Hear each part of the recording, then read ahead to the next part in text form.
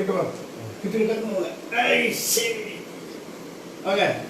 இது வந்து இந்த ஆசனம் வந்து கிட்ட கிட்ட காலை இப்படி வச்சுக்கணும். இந்த ஆசனம் வந்து இது வந்து தியானம் பண்ணணும். இதில் அப்படியே தியானம் பண்ணலாம். உள்ள அப்படியே அமைதியாக இந்த ரத்த ஓட்டம் ஃபுல்லாக தலைக்கு போகும். இந்த ரெண்டு கால் இங்கே ஊனுதுனால இது தியானமும் பண்ணலாம், யோகாவும் பண்ணலாம். ஹோம் 10 நிமிஷம் பண்ணலாம். உடம்புக்கு அவ்வளோ நல்லது இது. இந்த தியானம் பாருங்க. இது கிட்டுவா இது பாருங்க. இது வந்து ஒரு கால் 5 நிமிஷம், ஒரு கால் இப்படி, அப்புறமா மொத்தமே சரி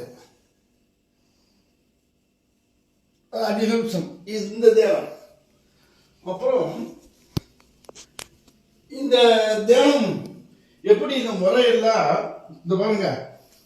இந்த கை இப்போ சுகர் இருக்கிறவங்களுக்கு இந்த கை வந்து இப்படி 10 சுத்து சுத்தணும், 40 சுத்து, இப்படி 40 சுத்து.